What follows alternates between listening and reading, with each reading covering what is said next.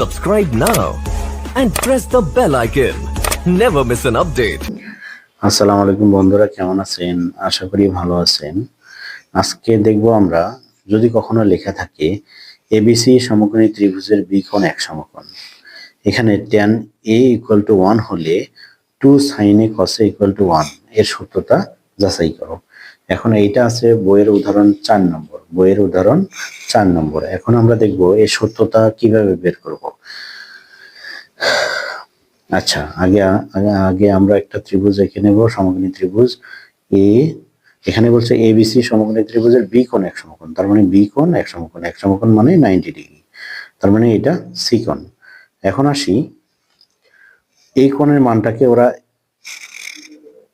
Sorry আমার চিত্রতে একটু ভুল হয়েছে, এটা সি হবে এবং এটা এ হবে। এ কোণ এখানে বলছে সাইন এ, তার মানে এই উন্নতি কোণের মানটা কত? এ দিছি আমি, উন্নতি কোণের মানটা কত? এ দিছি।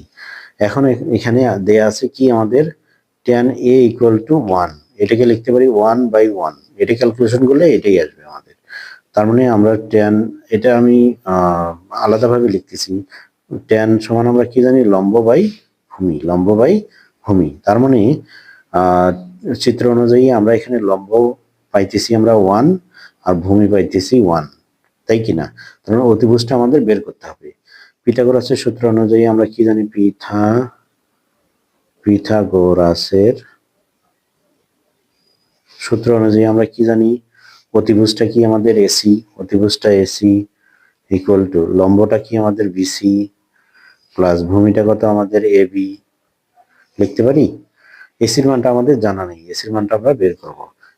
এটা 1 এর উপর স্কয়ার প্লাস এটা 1 এর উপর স্কয়ার, এসি স্কয়ার = 2। 1 এর উপর স্কয়ার দিলে 1, 1 এর উপর স্কয়ার দিলে 1 যোগ করলে কত হবে?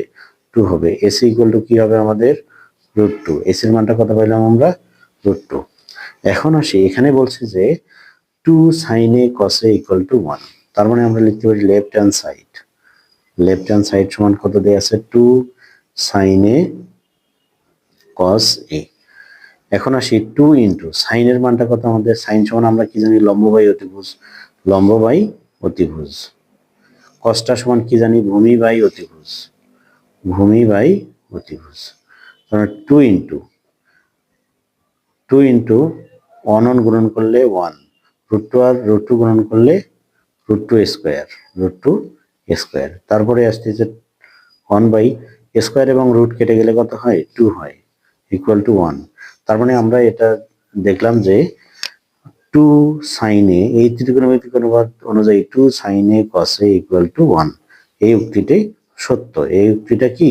সত্য। আশা করি সবাই বিষয়টা বুঝতে পারছি। সবাই বাসায় প্র্যাকটিস করব। এই জাতীয় অনেকগুলো অঙ্ক আছে, আমরা প্রত্যেকটা অঙ্কই ক্যালকুলেশন করব এবং উদাহরণেও আছে, আমাদের অনুশীলনীতেও আছে। দুইটাই আমরা সলিউশন করব। অবশ্যই বাসায় এই দুইটা প্র্যাকটিস করব। আশা করি সবাই ভালো করে প্র্যাকটিস করে যদি কোনো অঙ্ক প্রবলেম হয় তবে অবশ্যই কমেন্ট বক্সে জানাবেন। ধন্যবাদ সবাইকে।